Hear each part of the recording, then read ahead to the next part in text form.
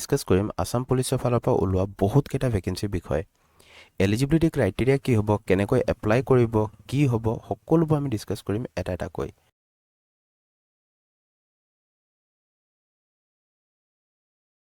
ইয়াত আপোনালোকে দেখি পাইছে 211টা ফৰেষ্টাৰ গ্ৰেড 1 ওলাইছে, 504টা আপোনালোকৰ ফৰেষ্ট গাৰ্ড, 74টা গেম ৱাচাৰ, 405টা AFPF কনষ্টেবল, 642টা কনষ্টেবল ওলাইছে, এটা পোষ্ট ওলাইছে কনষ্টেবল UB, এটা পোষ্ট ওলাইছে ছাব অফিচাৰ, 337টা পোষ্ট ওলাইছে ফায়াৰমেন, 41টা post emergency rescuer in fire and emergency service, 733টা কনষ্টেবলৰ ওলাইছে, 11টা পোষ্ট ওলাইছে বেণ্ডমেনৰ, 2টা পোষ্ট আকৌ বাগলাৰৰ, আকৌ 10টা পোষ্ট ওলাইছে আপোনালোকৰ বোটমেনৰ।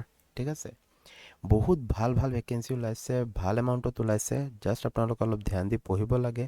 ফিজিকেল ৰিকুৱাৰমেণ্টৰ টেষ্ট যিবিলাক আছে সেইবিলাক আপোনালোকে ক্লিয়াৰ কৰিব লাগে এণ্ড ডেটছ ইট, আপোনালোকৰ লাইফ ছেটেলড। ইয়াত কৈছে আপোনালোকৰ present number of vacancies is tentative in nature. কৈছে ভেকেঞ্চিটো কমিবও পাৰে বাঢ়িবও পাৰে, বাট এইটো বাঢ়ে কমি নাযায়। অনলাইন এপ্লিকেশ্যন এতিয়া আপোনালোকৰ ষ্টাৰ্ট হোৱা নাই, 22 তাৰিখৰ পৰা ষ্টাৰ্ট হ'ব আৰু আপোনালোকৰ 22 ফেব্ৰুৱাৰীলৈকে আপোনালোকৰ এইটো চলি থাকিব। এপ্লাই কৰোঁতে আপোনালোকে কোনো ভুল নকৰিব, বাট বাই চান্স যদি কিবা এটা ভুল হৈ যায় তেনেহ'লে আপোনালোকে 5 দিন যিটো থাকে সেইটো আপোনালোকে 5 দিনৰ টাইম পাব আপোনালোকৰ কাৰেকশ্যন কৰাৰ কাৰণে। ঠিক আছে, ইয়াৰ কাৰণে আপোনালোকক কোনো এপ্লিকেশ্যন ফি দিবলৈ দৰকাৰ নাই এপ্লাই কৰোঁতে, কিন্তু ট্ৰাই কৰিব আপোনালোকে কোনো ৰকমৰ যাতে ভুল নকৰে, because prevention is better than cure. এতিয়া কৈছে আপোনালোকৰ details of vacancies as per post. ইয়াত কৈছে প্ৰথমে এইটো হৈছে ফৰেষ্টাৰ গ্ৰেড 1। এইটো one of my favourite vacancy হয়, এইটো বহুতে ভাল জব হয়। সোমাই আপোনালোকে ইজিলি 75,000 to 80,000 আপোনালোকে এইটোৰ পৰা ড্ৰ কৰিব পাৰে। মই জাষ্ট চেলাৰীৰ কথা কৈছোঁ, বাকী যিবোৰ আপোনালোকে বেনিফিটছ পাব, বাংলো পাব আৰু যিমানবোৰ বেনিফিটছ থাকে সেইবিলাক মানে আপোনালোকে ভাবিব নোৱাৰে, ইমানেই ভাল জব হয় এইটো। ঠিক আছে, 211টা পোষ্ট হৈছে, আপোনালোকে জাষ্ট অলপ ধ্যান দি পঢ়িব লাগে। এডুকেশ্যন কোৱালিফিকেশ্যন মই কম, একদমেই চিম্পল হয়, জাষ্ট আপোনালোকে গ্ৰেজুৱেট হ'ব লাগে, ডেটছ ইট। আনৰিজাৰ্ভৰ কাৰণে আপোনালোকৰ 88টা ওলাইছে, ফিমেলৰ কাৰণে 37টা। পোষ্ট ৱাইজ আপোনালোকৰ যিটো আছে কেটেগৰী ৱাইজ আপোনালোকে চব দেখি পাইছে, ইয়াত টেবলত দিয়া আছে। টোটেল 211টা ভেকেঞ্চি ওলাইছে ফৰেষ্টাৰ গ্ৰেড 1। নেক্সট আছে আপোনালোকৰ ফৰেষ্ট গাৰ্ড। ইয়াত আপোনালোকৰ গ্ৰেড পে আছে 5600-ৰ, 504টা আপোনালোকৰ পোষ্ট আছে ইয়াত। আৰু ইয়াত আপোনালোকৰ টেবলত আপোনালোকে দেখিয়ে পাইছে কেটেগৰী ৱাইজ আপোনালোকৰ পোষ্ট ডিষ্ট্ৰিবিউশ্যন ইয়াত দি আছে। 504টা আপোনালোকৰ টোটেল ভেকেঞ্চি। ঠিক আছে, এতিয়া আপোনালোকৰ গেম ৱাচাৰ যি আছে তাৰো 74টা ভেকেঞ্চি, ছেইম আপোনালোকৰ টেবলত আপোনালোকে দেখি পাইছে। কাষ্ট ৱাইজ আপোনালোকে ইয়াত আপোনালোকৰ পোষ্ট ডিষ্ট্ৰিবিউশ্যন আপোনালোকে দেখি পাইছে। ছেইম তেনেকৈ AFPF আছে, ইয়াতো আপোনালোকৰ টেবলত দেখি পাইছে 405টা আপোনালোকৰ ভেকেঞ্চি আছে। নেক্সট আপোনালোকে ইয়াত চাব পাৰে কনষ্টেবল WOWT। ইয়াত আপোনালোকৰ গ্ৰেড পে আছে 6200, ইয়াত 642টা আপোনালোকৰ পোষ্ট আছে। আপোনালোকৰ গোটেইখিনি মই ডিটেইলছখিনি মই ডেছক্ৰিপশ্যনত লিংক আছে, সেই লিংকটোত মই আপোনালোকক দি দিম, আপোনালোকে তাৰ পৰাও চেক কৰিব পাৰে। ঠিক আছে,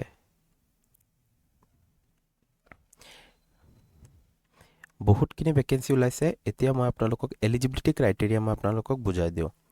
applicant must B a citizen of India and permanent resident of Assam. বেলেগ ষ্টেটৰখিনিয়ে নোৱাৰে, এইটো চবতকৈ ভাল কথা। আমাৰ অসমৰ ল'ৰা ছোৱালীখিনি যিমান আছে সিহঁতিয়ে পাৰিব, এইটো চবতকৈ ভাল বস্তু হয়। চিলেক্টেড এপ্লিকেণ্টছ যিখিনি থাকে সিহঁতে নিজৰ প্ৰুফ অফ ৰেচিডেঞ্চ দিব লাগিব যেতিয়া ফাইনেল চিলেক্টেড লিষ্ট হ'ব। খালি ST SC OBC এইবোৰ চাৰ্টিফিকেট দিবলৈ দৰকাৰ নাই, এইটো মানে জেনেৰেল কেণ্ডিডেটৰ কাৰণে কোৱা হৈছে। এপ্লিকেণ্ট কি কৰিব লাগিব, আপোনালোকৰ এমপ্লয়মেণ্ট এক্সচেঞ্জৰ ৰেজিষ্ট্ৰেশ্যন থকাটো জৰুৰী হয়, এইটোত লাগিবই। আছামিজ লেংগুৱেজ আপোনালোকে জানিবই লাগিব, অসমত আছে যেতিয়া অসমীয়া জানিবই লাগিব, এইটো চিধা কথা। আৰু লগতে আপোনালোকে যদি কোনো বেলেগ লেংগুৱেজ জানে সেইটো আপোনালোকৰ বহুত ভাল। পোষ্ট অফ ছাব অফিচাৰ আপোনালোকৰ 24 বছৰ আপোনালোকৰ এজ লিমিট হয়, 24 বছৰলৈকে আপোনালোকে এপ্লাই কৰিব পাৰিব। ছেইম তেনেকৈ আপোনালোকৰ যদি ফৰেষ্টাৰ গ্ৰেড 1 হয় আপোনালোকে 40 বছৰলৈকে এপ্লাই কৰিব পাৰিব। ফায়াৰমেন আছে, তাৰপিছত বোটমেন আছে, সিহঁতৰ আপোনালোকৰ 25 বছৰলৈকে টাইম আছে। এইখিনি আপোনালোকৰ আছিলে এই আমাৰ এজ লিমিট, কিন্তু এজ লিমিটটো যে আছে এইটো হৈছে আপোনালোকৰ জেনেৰেলৰ। এতিয়া ST SC OBC হ'লে আপোনালোকে ৰিলেক্সেশ্যন পাব। যিমানবোৰ এজ দেখিছে তাৰ লগত আপোনালোকে নিজৰ এজটো প্লাছ কৰি লওক। ঠিক আছে, যেনেকৈ ইয়াত আপোনালোকে কৈছে AFPF যে আছে তাৰ 25 বছৰলৈকে জেনেৰেলে পাৰিব কিন্তু যদি আপুনি ST SC হয় তেনেহ'লে আপোনালোকে 5 বছৰ এক্সট্ৰা পাব মানে 30 বছৰলৈকে এপ্লাই কৰিব পাৰিব OBC MOBC হ'লে 3 বছৰৰ সেম তেনেকে আপোনালোকৰ যদি কোনোবা ট্ৰেইনড হোমগাৰ্ড আছে ঠিক আছে তেনেহ'লে ইহঁতি 3 বছৰ এক্সট্ৰা ৰিলেক্সেশ্যন পাব আৰু যদি এক্স সাৰ্ভিসমেন হৈছে গেম ওয়াচাৰ হৈছে ইহঁতি 2 ইয়াৰ্ছৰ এডিশনেল ৰিলেক্সেশ্যন পাব এইজ যেটো আছে আপোনালোকৰ এইজটো কি বেচিছত ক্যালকুলেট কৰা হ'ব বাৰ্থ সাৰ্টিফিকেটৰ কথা ইয়াত কোৱা নাই ইয়াত আপোনালোকক কৈছে যে মেট্ৰিকৰ এডমিট কাৰ্ডটো বা পাছ সাৰ্টিফিকেটটোকহে ইহঁতি একসেপ্ট কৰিব বাকি যিমানবোৰ ডকুমেন্ট থাকে হৰস্কোপ কোনোবাই যে থাকে নিজৰ কুণ্ডলী লৈ আহি যায় কোৰ্ট এফিডেভিট লৈ আহি যায় এইবিলাক যে থাকে এইবিলাক একসেপ্ট কৰা নহব বুলি একদম ক্লিয়াৰলি লিখি দিছে ঠিক আছে এতিয়া এডুকেশ্যন কোৱালিফিকেশ্যন আহি যাওঁ এডুকেশ্যন কোৱালিফিকেশ্যন আপোনাৰ ফৰেষ্টাৰ গ্ৰেড 1 আকৌ কৈছো one of the best vacancies to have ever existed আপোনালোকৰ ব্যাচেলাৰ্স ডিগ্ৰী লাগিব ইয়াত আপোনালোকৰ যিকোনো ইউনিভাৰ্সিটি হওক যিকোনো ষ্ট্ৰীম হওক যিকোনো আপোনালোকৰ অনাৰ্স আছিলে মতলব নাই জাস্ট আপোনালোকৰ ব্যাচেলাৰ্স ডিগ্ৰী হোৱাটো ম্যান্ডেটৰী সাব অফিচাৰ আৰু কনস্টেবল যদি হয় আপোনালোকে হাই সেকেন্ডাৰী পাস হ'ব লাগিব সায়েন্সত ফিজিক্স কেমিষ্ট্ৰি আৰু ম্যাথ থাকিব লাগিব ঠিক আছে ফায়াৰম্যান আৰু এমাৰ্জেন্সি ৰেস্কিউৰ যদি হয় হাই সেকেন্ডাৰী হ'ব লাগিব সায়েন্সৰ পৰা ঠিক আছে ফৰেষ্ট গাৰ্ড গেম ওয়াচাৰ আৰু কনস্টেবল যদি হয় তেনেহ'লে হাই সেকেন্ডাৰী আপোনালোকৰ পাস হ'ব লাগে আৰু নহ'লে কোনোবা ক্লাছ 12 লেভেলৰ যদি কোনোবা আপোনালোকে এক্সাম পাস কৰিছে হেতু হ'ব লাগিব AFPF ৰ আপোনালোকৰ সেম আপোনালোকৰ মেট্ৰিক কমসে কম পাস কৰা হ'ব লাগিব ক্লাছ 10 বাকি যিবোৰ ম্যান্ডেটৰী কোৱালিফিকেশ্যন আছে যেনেকৈ আপোনালোকৰ গ্ৰেড 3 হৈ গৈছে বেন হৈ গৈছে এইটো হৈছে আপোনালোকৰ ইয়াতো আপোনালোকৰ হোমগাৰ্ড সাৰ্টিফিকেট হ'ব লাগিব নহ'লে আপোনালোকৰ NCC A সাৰ্টিফিকেট হ'ব লাগিব কমসে কম NCC C সাৰ্টিফিকেট সবতকে ভাল হয় সবতকে বেষ্ট হয় A সাৰ্টিফিকেটটো কম হয় যেনেকৈ গুড বেটাৰ বেষ্ট থাকে A to good B to better আৰু C যিটো থাকে হেতু বেষ্ট হয় আপোনালোকৰ বেণ্ডমেন যদি পোষ্টৰ কাৰণে এপ্লাই কৰিব লাগিব যিটো বেণ্ডৰ কাৰণে আপোনালোকে এপ্লাই কৰিব হেতুত আপোনালোকৰ স্পেসিফিক প্ৰফিচিয়েন্সি হ'ব লাগিব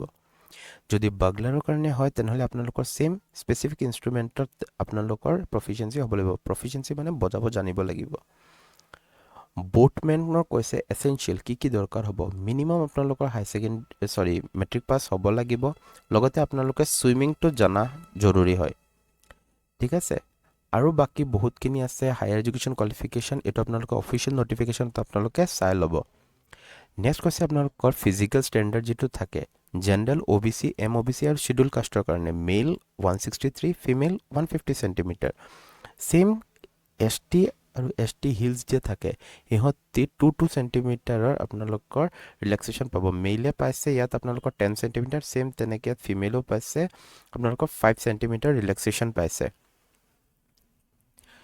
চেষ্টৰ কথা কৈছে যদি general OBC MOBC schedule caste schedule tribe plain বা শিডিউল ট্ৰাইব হিল হয় তেনেহ'লে মিনিমাম 79 সেন্টিমিটাৰ হ'ব লাগিব আৰু ফুলাই দিলে চেষ্টটো 5 সেন্টিমিটাৰ হ'ব লাগিব হাইট কৈছে আপোনালোকৰ AFPF কনস্টেবল তাৰপিছত আপোনাৰ সাব অফিচাৰ ফায়াৰম্যান ইহঁতৰ কাৰণে আপোনালোকৰ 162 সেন্টিমিটাৰ হোৱাটো ম্যান্ডেটৰী হয় আৰু আপোনালোকৰ ফিমেল হ'লে 154 ইয়াত আপোনালোকে 2 সেন্টিমিটাৰ আপোনালোকে ৰিলেক্সেশ্যন পাব চেষ্টটো ইয়াত সেম তেনেকে আছে ইয়াত আপোনালোকে যদি আপোনালোকৰ জেনাৰেল OBC MOBC হয় মিনিমাম 80 সেন্টিমিটাৰ আৰু ফুলাই দিলে 5 centimetre same schedule tribe hill হ'লে আপোনালোকৰ মিনিমাম 78 সেন্টিমিটাৰ আৰু ফুলাই দিলে 5 সেন্টিমিটাৰ আৰু বেছি হ'ব লাগে মেডিকেল ষ্টেণ্ডাৰ্ড কৈছে আপোনালোকৰ মেডিকেল মানে আপোনালোকৰ পুৰা বডি আপোনালোকৰ ফ্ৰী হ'ব লাগে কোনো ৰকমৰ বেমাৰ হ'ব নালাগিব ঠিক আছে যেনেকুৱা আপোনালোকৰ কাৰোবাৰ ডায়াবেটিছ আছে হাৰ্টৰ প্ৰব্লেম আছে হাৰ্নিয়া আছে পাইলছ আছে যেটো হিন্দীত বাৱাসিৰ বুলি কয় ৰেসপিৰেটৰী ডিজিজ হ'ব নালাগিব নকনি হ'ব নালাগে ফ্লেট ফুট হ'ব নালাগে ঠিক আছে এইখিনি লগতে আপোনালোকক কৈছে কালাৰ ব্লাইণ্ড হ'ব নালাগে ঠিক আছে কালাৰ ব্লাইণ্ড এটা বেমাৰ হয় সেই বেমাৰটোত আপোনালোকে ৰেড আৰু গ্ৰীণ কালাৰ মানুহে ডিফাৰেন্সিয়েট কৰিব নোৱাৰে ঠিক আছে আৰু আপোনালোকৰ স্কুইন্ট আই হ'ব নালাগে মানে যে কেয়া চকু বুলি যে কয় এইবিলাক হ'ব নালাগে আই সাইট হৈছে আপোনালোকৰ 6/6 থাকিব লাগিব ডিসটেন্ট ভিজন আৰু ইয়াত আপোনালোকৰ 6/9 তকৈ কম হ'ব নালাগে ঠিক আছে নিয়াৰ ভিজন শুড বি নৰ্মেল আপোনালোকে ওচৰৰ বস্তু যাতে ক্লিয়াৰলি দেখি পায় ভেৰিকোজ ভেইন যে আছে সেইটো টেম্পৰেৰী ডিছকুৱালিফিকেশ্যন বুলি মানা হ'ব। ভেৰিকোজ ভেইন মই আপোনালোকক কৈ দিওঁ, আপোনালোকৰ যিটো আঁঠুৰ পিছফালৰ এৰিয়াটো যিটো থাকে সেই জেগাটোত কি হয়, পূৰা আপোনালোকৰ নাৰ্ভছখিনি পূৰা ক্লিয়াৰলি দেখি পোৱা যায় আৰু পেইন হৈ থাকে। ঠিক আছে, এইটো আপোনালোকে এক্সাৰচাইজ কৰি পিনি বা ডক্টৰ দেখাই পিনিও আপোনালোকে কমাই ল'ব পাৰিব বা এইটো ট্ৰিটমেণ্ট কৰি পিনিও এইটো পূৰা ভাল হৈ যায়। ঠিক আছে, চ' আপোনালোকৰ যদি হৈছে আছে কাৰোবাৰ, তেনেহ'লে আপোনালোকে এইটো এক্সাৰচাইজ ষ্টাৰ্ট কৰি দিয়ক, মালিচ কৰি দিয়ক, এইটো অট'মেটিকলি এইটো ঠিক হৈ যায়। এতিয়া যে আপোনালোকে এপ্লাই কৰিব কেনেকৈ, আপোনালোকে প্ৰথমে কি কৰিব লাগিব, যিটো পৰ্টেল আছে সেই পৰ্টেলটোত আপোনালোকে প্ৰথমে ৰেজিষ্টাৰ কৰিব লাগিব নিজৰ ফোন নম্বৰ ইমেইল আইডি দি পিনি। ঠিক আছে, বহুতে কি কৰে এপ্লাই কৰোঁতে মানে যেতিয়া ৰেজিষ্টাৰ কৰোঁতে কি কৰে, কেতিয়াবা ভুল নিজৰ ইমেইল আইডি দি দিয়ে, নহ'লে কিবা এটা ভুল কৰি দিয়ে আৰু সিহঁতে কি কৰে আকৌ ভাবে যে এইটোতো গ'ল মই আৰু কি কৰোঁ, নিজৰ বেলেগ আৰু এটা ফোন নম্বৰ দি পিনি নিজৰ এপ্লিকেশ্যন এটা ৰেজিষ্টাৰ কৰি লওঁ। সেনেকৈ যদি কৰে আপোনালোকক কিন্তু ক্লিয়াৰলি কেনচেল কৰি দিব বুলি কৈ দিছে। ঠিক আছে, বেলেগ মোবাইল নম্বৰ দি এপ্লিকেশ্যন আইডিটো জেনেৰেট নকৰিব। Applicant must register with their name exactly as per HSLC certificate. যেনেকুৱা আপোনালোকৰ মেট্ৰিকৰ এডমিটত চাৰ্টিফিকেটত যেনেকৈ নাম আছে তেনেকৈ দিব, পেৰেণ্টছৰ ডিটেইলছো তেনেকৈ আপোনালোকে দিব। এটা ভেলিড মোবাইল নম্বৰ ৰাখিব আৰু মোবাইলটোত ৰিচাৰ্জ ৰাখিব যাতে আপোনালোকৰ আহি যায় মেছেজবোৰ। ঠিক আছে, এতিয়া কৈছে আপোনালোকৰ কি কি ডকুমেণ্টছ লাগিব। আপোনালোকৰ এমপ্লয়মেণ্ট এক্সচেঞ্জ নাম্বাৰটো জৰুৰী হয়, সেইটো লাগিবই। আপোনালোকৰ হাইয়েষ্ট কোৱালিফিকেশ্যন ডিটেইলছ আপোনালোকে দিব লাগিব। কোনো আপোনালোকে কিন্তু ঘাপলেবাজি নকৰিব যে আপোনালোকৰ এডুকেশ্যন কোৱালিফিকেশ্যন যিটো নাই সেইটো আপোনালোকে দি দিছে, সেই কামবিলাক নকৰিব। নিজৰ পাৰ্মানেণ্ট ডিষ্ট্ৰিক্ট হ'ব কি হয় এইবোৰ আপোনালোকে চব ক্লিয়াৰলি দিব। Gender, caste, date of birth, Aadhaar number চব ক্লিয়াৰলি আপোনালোকে দিব। যেতিয়া আপোনালোকৰ ৰেজিষ্ট্ৰেশ্যন হৈ যাব, তাৰপিছত আপোনালোকৰ এটা এপ্লিকেশ্যন আইডি জেনেৰেট হ'ব। সেইটো প্লিজ লিখি ল'ব, নহ'লে নিজৰ ফোনৰ নোটপেডত বা নিজৰ ডায়েৰীত এইটো আপোনালোকে লিখি ৰাখিব। এতিয়া কৈছে আপোনালোকে applicants can log in to the portal application ID আৰু নহ'লে আপোনালোকৰ নিজৰ ৰেজিষ্টাৰ্ড মোবাইল নাম্বাৰ আৰু লগতে ডেট অফ বাৰ্থ দি পিনি আপোনালোকে তাত লগ ইন কৰিব পাৰে। কৰি পিনি আপোনালোকে যিবোৰ কাম থাকে সেইবিলাক চব আপোনালোকে কৰিব পাৰে। ঠিক আছে, লগ ইন কৰাৰ পিছত আপোনালোকে নিজৰ ৰেলেভেণ্ট এডভাৰটাইজমেণ্ট যোনটো পোষ্টৰ কাৰণে এপ্লাই কৰিব লাগে সেই পোষ্টটোত আপোনালোকে এপ্লাই কৰিব। নিজৰ যিবোৰ নেচেচাৰী ডকুমেণ্ট থাকে সেই ডকুমেণ্টছখিনি আপোনালোকে আপলোড কৰিব। পোষ্ট প্ৰেফাৰেঞ্চখিনিও আপোনালোকে চিলেক্ট কৰিব পাৰে। তাৰপিছত আপোনালোকে নিজৰ আপলোড ফটোগ্ৰাফ মই বাৰে বাৰে কৈছোঁ আপোনালোকে কিন্তু 3 মাহতকৈ পুৰণা আপোনালোকে ফটো আপলোড নকৰিব। ছিগনেচাৰবোৰ আপোনালোকে ফুল ছিগনেচাৰ মাৰিব আপোনালোকে, আৰু যিবোৰ ৰিকুৱাৰ্ড চাৰ্টিফিকেট লাগে সেইবিলাক আপোনালোকে চব ধুনীয়াকৈ দিব। পাছপোৰ্ট চাইজ ফটোগ্ৰাফ ইয়াত কৈছে আপোনালোকৰ 450 KB হয়। তাৰপিছত ডিজিটেল ছিগনেচাৰ আপোনালোকৰ লাগে কিমান 100 KBৰ ভিতৰত। এইখিনি যদি আপোনালোকে নোৱাৰে তেনেহ'লে আপোনালোকে কমেণ্ট ছেকশ্যনত জনাব, মই ভিডিঅ' লৈ আহিম আৰু লাগিলে মই আপোনালোকক বনায়ো দি দিম। ঠিক আছে, জাষ্ট আপোনালোকে কমেণ্ট ছেকশ্যনত জনাব আৰু আমাৰ টেলিগ্ৰাম চেনেলটোত আপোনালোকে জইন কৰি ল'ব। টেলিগ্ৰাম গ্ৰুপো আছে, তাত আপোনালোকে মোক পাৰ্চনেলি মেছেজো কৰিব পাৰিব। যদি আপোনালোকে বিচাৰে যে মই এইখিনি আপোনালোকৰ কৰি দিওঁ তেনেহ'লে আপোনালোকে জাষ্ট কৈ দিব, মই এইখিনি আপোনালোকক কৰি দি দিম। ঠিক আছে, আৰু 10 মিনিট ৱেইট কৰিব, মেছেজ কৰাৰ পিছত আপোনালোকে ৰিপ্লাই পাই যাব। নিজৰ যিমানবোৰ ডকুমেণ্টছ থাকে সেই ডকুমেণ্টছখিনি আপোনালোকে একদম পূৰা ক্লিয়াৰলি স্কেন কৰি পিনিহে আপলোড কৰিব। কোনো ভুল নকৰিব, কাৰণ ভুল হৈ গ'লেও বাই চান্স আপোনালোকে টাইম পাব, ষ্টিল আপোনালোকে ট্ৰাই কৰিব যাতে ভুল নহয়েই। ঠিক আছে, যদি আপোনালোকৰ কিবা ডাউট থাকে আপোনালোকে কমেণ্ট ছেকশ্যনত সুধিব, মই ৰিপ্লাই কৰি দিম। আপোনালোকৰ ফেজ কেইবাটাও থাকিব। ঠিক আছে, প্ৰথমেতো হৈছে আপোনালোকৰ এটা ফিজিকেল এফিচিয়েঞ্চি টেষ্ট হ'ব। ঠিক আছে, আপোনালোকৰ লং জাম্প হ'ব, ৰেচ হ'ব, এইখিনি হ'ব। তাৰপিছত আপোনালোকৰ মেডিকেল এক্সামিনেশ্যন হ'ব, যে আপোনালোকৰ কিবা বেমাৰ আছে নেকি, কিবা আপোনালোকৰ প্ৰব্লেম আছে নেকি, এইবিলাক চব চেক কৰিব ডক্টৰে। তাৰপিছত হ'ব আপোনালোকৰ এটা ৰিটেন টেষ্ট যেতিয়া আপোনালোকে ক্লিয়াৰ কৰিব, তাৰপিছত আপোনালোকৰ ফৰেষ্টাৰ গ্ৰেড 1ৰ কাৰণে এটা ৱাকিং টেষ্ট হ'ব। মেল সৈতে 26 কিলোমিটাৰ কমপ্লিট কৰিব লাগে আৰু ফিমেল সৈতে 16 কিলোমিটাৰ কমপ্লিট কৰিব লাগে। ফৰেষ্ট গাৰ্ড, গেম ৱাচাৰ এইবিলাকৰো আপোনালোকৰ কি হ'ব, এটা ৱাকিং টেষ্ট হ'ব। তাৰপিছত আপোনালোকৰ ভাইবা হ'ব বা ইণ্টাৰভিউ বুলি যাক কোৱা হয় সেইটো হ'ব। তাৰপিছত যদি আপোনালোকে কনষ্টেবল, বেণ্ডমেন, বাগলাৰ এইখিনিৰ কাৰণে যদি এপ্লাই কৰে তেনেহ'লে আপোনালোকৰ এটা ট্ৰেড প্ৰফিচিয়েঞ্চি টেষ্ট হ'ব। আৰু ব'টমেনৰ কাৰণে ছুইমিং আৰু ব'টিংটো আপোনালোকৰ এটা টেষ্ট লোৱা হ'ব।